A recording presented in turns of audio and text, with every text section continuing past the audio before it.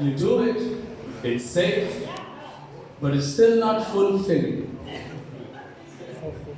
But anyway, this is the new normal and we're all going back to being fools. This fool is from Enschede. For those who don't know, Enschede is the German side of the country.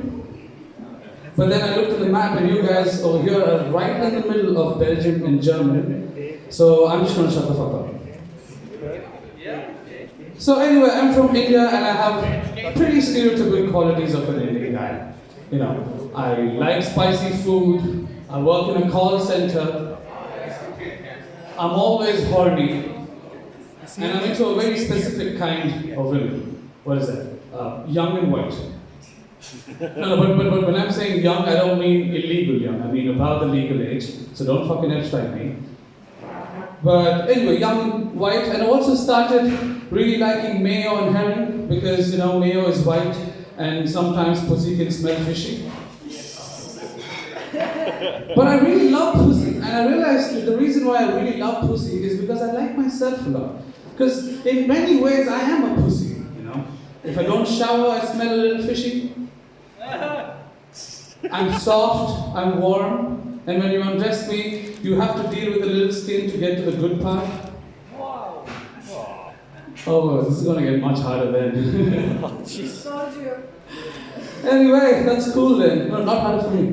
Anyway, there's one thing I don't have in common with pussy, is that I can't take a beating. Was that too much? No. Because that's what I think about Sinterklaas and his slaves. Oh yeah, it's gonna get difficult, guys. You came for a comedy show. I'm gonna send you back home with some therapy. Alright, anyway. I moved here a few years ago, 3 years ago, and after I moved here, I realized I'm also into white guys. So I embraced it, and now I have sex for 2 reasons. Thank you. One is I have sex for pleasure because with women, and I really like it. But there's nothing more liberating and powerful than fucking white privilege in the ass. I have Gandhi screaming at my background saying, "You go son, colonize the colonizers." But it's also been a learning experience, you know. Now that I'm taking dicks down my throat, my Dutch is finally getting there. Okay, let's get back to more funnier stuff. Depression. So I am studying at the University of Twente in Enschede. I'm studying psychology because the psychology study has close to 200 20-year-olds, and I'm into 20-year-olds, and most 20-year-olds have daddy issues. But the real reason is I wanted to train to become a therapist, so that I have enough content to launch my career as a comedian. Yeah, it's true, really. Anyway, one of the stories is, I have this friend, she's 24 years old, she's beautiful, she has this great house, her parents pay for everything, she still doesn't work. They pay for her groceries, they bring her groceries so that she doesn't get stressed. And she's a good friend of mine, but this idiot tried killing herself 5 times. And she failed all 5 times. And I'm wondering, how do you fail killing yourself 5 times? I mean, what's the efficiency on that? I really think if there are a group of people like this, I think we should get them together and send them to ISIS. We wouldn't have any suicide bombers after that. Not cheating out right at the end. But the only reason I can think of, and okay, before I get to that part, I spoke to her, she's completely fine now. It's been 2 years since she tried killing herself. She has a great job, she's doing really well in life. But I told her a story, and it was this story that changed her life. Do you want to listen to it? Yeah. Fucking little more noise, Maastricht. I'm fucking high.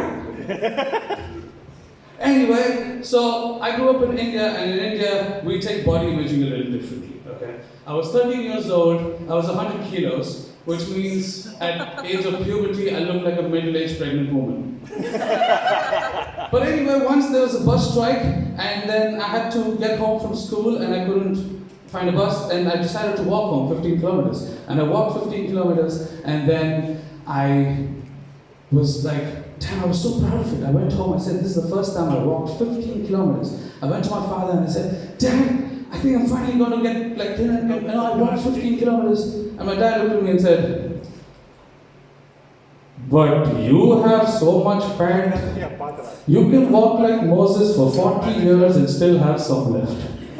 This was my father. Alright? And then I was like, what the fuck? And I was like, Ma, look at him, he's being an asshole. And then she's like, no, come. And she takes me inside, she gives me some food. And she's like, he doesn't know what he's talking. And also, you can't really tell when an elephant loses weight. These were my parents. If I grew up in the Netherlands, I would be spending 70 euros an hour on therapy right now. But anyway, I moved here for several reasons. One of them being, of course, white women. Two is I can eat beef because I can get killed in my country for eating beef. Three, I like to get stoned, so I don't like the cops chasing me for that. But the most important reason, and I'm going to warn you now, from here the set is going to get a little too dark. But anyway, the most important reason I moved here is because I wanted to know what it feels like to live in a place of safety and privilege and watch the whole world burn and pretend to have empathy and an opinion on what the rest of the fucking world should do. And this is my opinion, alright? How many of you know Groningen? Do you guys know Groningen? Yeah. I don't know if I'm saying it right. Groningen. Alright, Groningen. Alright, Groningen has a recent mental health crisis, alright? And when you go there, you'll realize why. Because it's a fucking cold place. Everybody walks around with, like, they have a stick up their ass. And it's filled with Germans. You missed it. Anyway, September 2019, there's this girl who killed herself. The night she tried to kill herself, she tried calling this helpline, which is the suicide prevention helpline, for your information, is 113. But she was confused by another number on the same website. And also, she didn't have credit on her phone. So she died.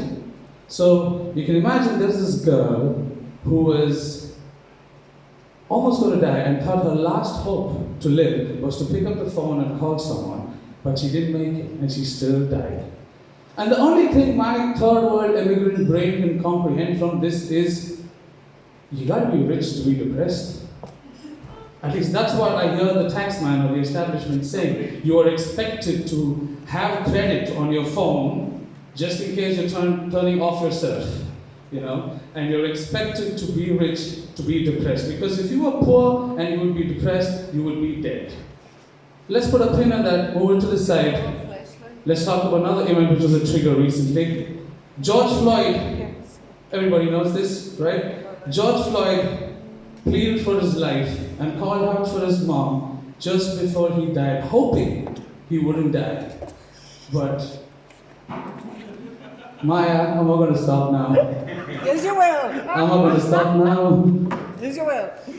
Alright, so coming back, thanks for cutting the tension, but I was trying to build it up a little more. But anyway, so this guy pleaded for 8 minutes 46 seconds and he still died, you know. And the man representing the taxman made sure he did. So conceptually, if you look at it, the taxman or the establishment that was invented to protect the weak, the meek, and the underprivileged turns out to be inflictive on the same. And these two incidents are exact proof of that. And talking about mental health, I think mental health could also be some kind of karmic symbolism to privileged people to know what it feels like to be in pain when it's not their fault. And that's what the George Floyd episode and the Groningen episode is about. People feeling pain when it's not their fault. What's going to happen? I don't know. But for as long as there are people outside on the street fighting to live, there will be people inside your houses fighting to stay sane. And when you're on two sides, if you think the other side is better than you, then you're not going to feel good. But if you think the other side has it better or has it worse than you, you'll feel better. If you think George Floyd had it worse than you, then you could feel better yourself. But if George Floyd could think you had it worse, he would probably be alive. But what do I know? I'm just a stoner who has the time and the patience and the privilege to get stoned and think about stuff. And sometimes we can't laugh at stuff because it's staring right us in the face. And maybe when you can't laugh it, we're only trying to avoid it. That's my set. Thank you. Thank you, Karan.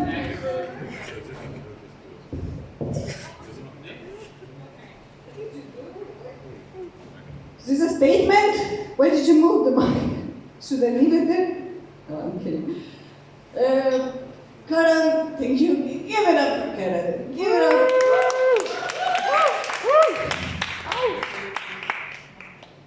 Well, I apologize for kicking you off. It's just that as